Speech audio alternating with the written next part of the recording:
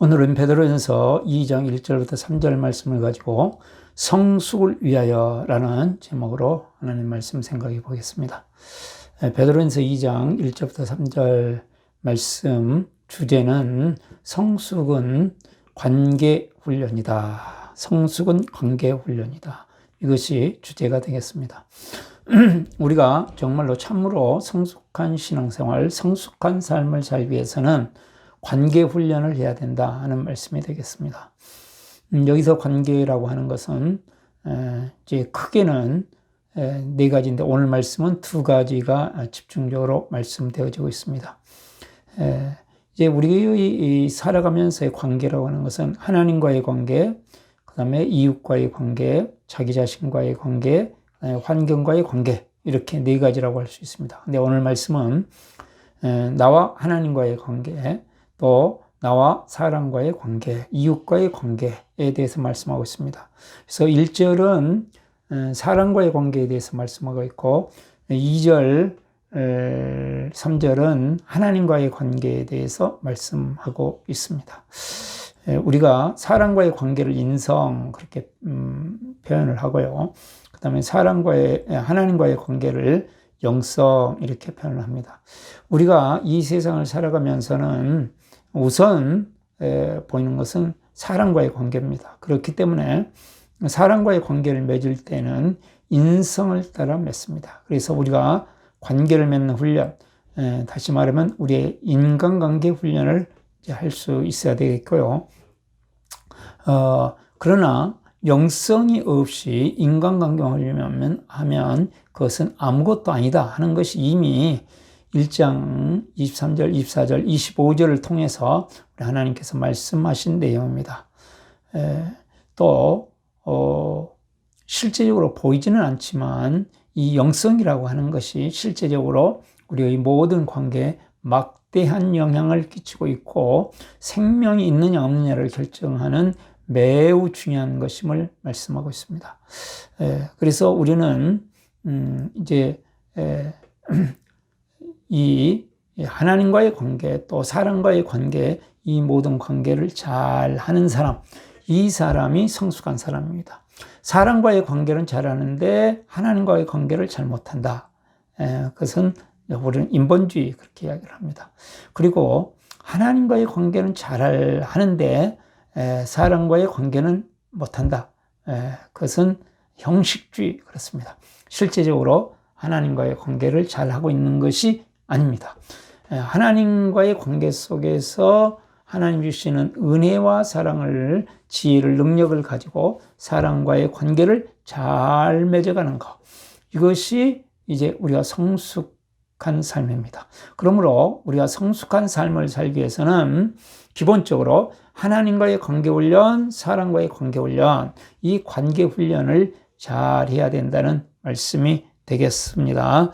그래서 어떻게 하면 관계 훈련을 통해서 우리가 성숙한 신앙생활을 할 수 있을까 했을 때 첫 번째는 인간관계를 훈련합니다. 되겠습니다. 첫 번째로 인간관계를 훈련합니다. 1절을 보시면 그러므로 모든 악독과 모든 기만과 외식과 시기와 모든 비방하는 말을 버리고 그랬습니다. 그러므로라고 하는 말씀은 1장 전체를 받는 말씀이면서 특별히 1장 23절부터 25절 말씀, 이 육체와 또 이 세상의 영광, 육체의 영광 이런 모든 것들은 풀이꽃처럼 사라져 버릴 것이고 하나님의 말씀, 그 복음은 영원한 것이다 하는 말씀.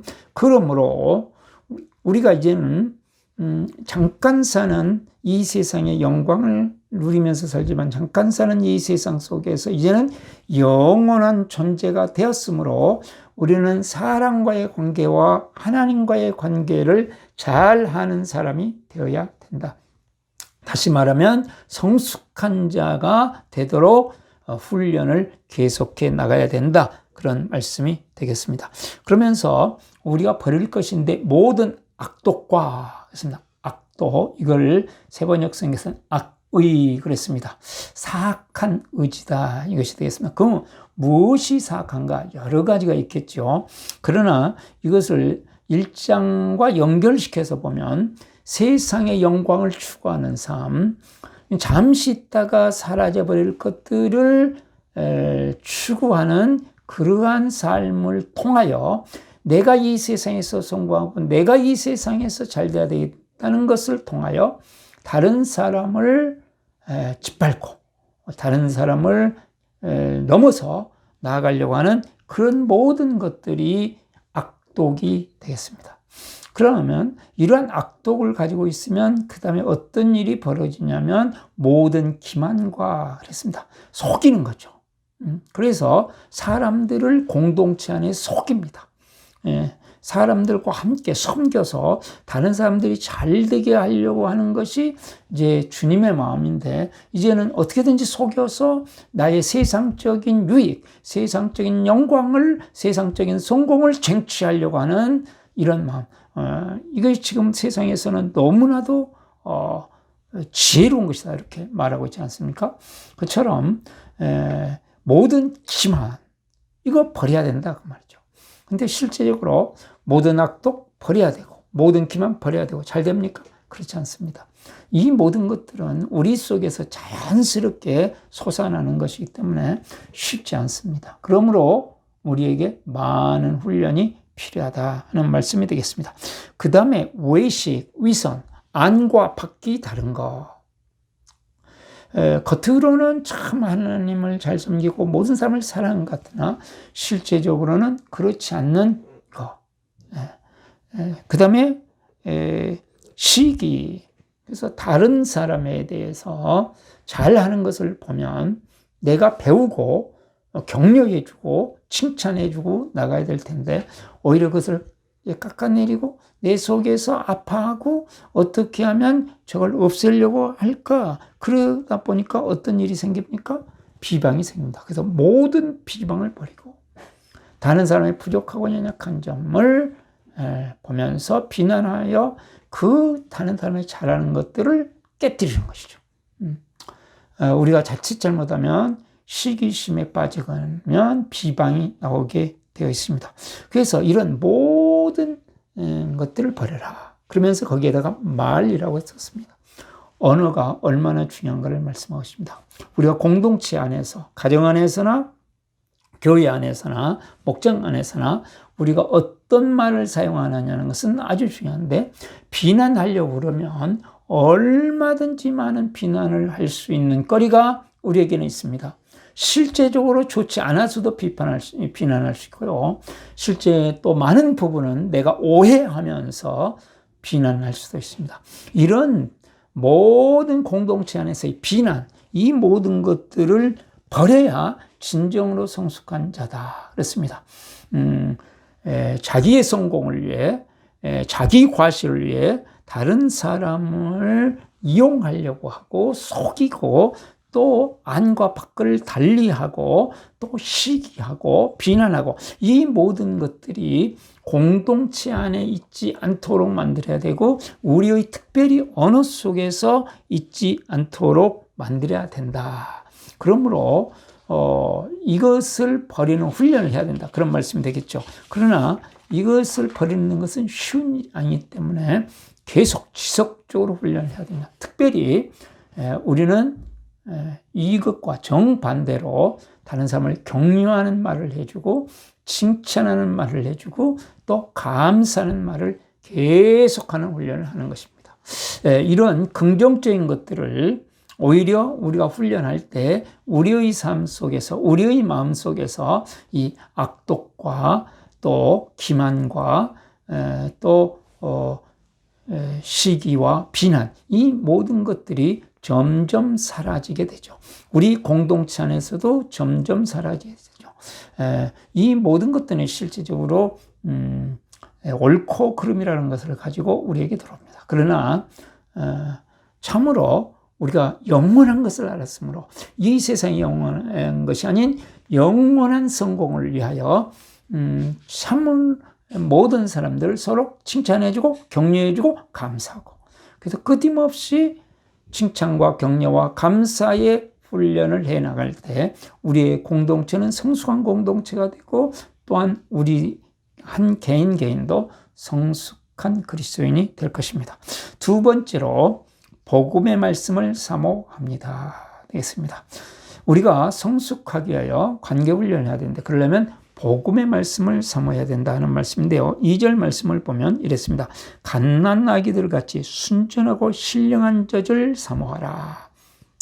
순전하고 신령한 젖을 사모하라. 그것은 1장 23절부터 25절 말씀 있는 것처럼 하나님의 말씀입니다.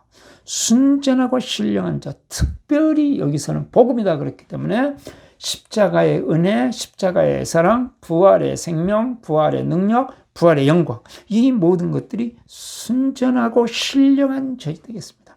우리가 성숙하게 하여 어린아이가 늘 자고 난다면은 먹고 마시고 그러면서 잠자고 이렇게 하면서 성장하듯이 이제 갓 태어난 아기들이 순전하고 신령한 엄마의 젖을 사모하듯이 주지 않으면 울듯이 계속 사모하고 찾고 구하면서 살아야 될 것을 말씀하고 있습니다. 갓난 아이처럼 사모하라.